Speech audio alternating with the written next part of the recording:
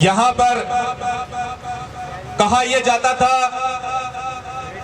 कि हमारे मुकाबले में कोई बंदा ही नहीं है। तो मैं मुखालिफिन से यह कहना चाहता हूं कि आए और देखें। आज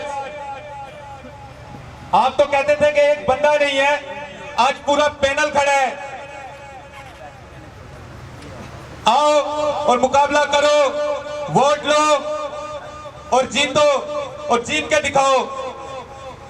10 से 12 साल आपने गुलबर्ग पे हुक्मरानी की, कभी भी ये नहीं सोचा कि यहाँ पे और भी डीलर हैं, यहाँ पे डीलर्स इन्वेस्टर्स को लेके आते हैं, उनके भी कुछ हुकूक हैं। नहीं, सिर्फ और सिर्फ अपने मफादात की बात की, अपने मफादात पे डीलर्स के हुकूक को कुर्बान किया।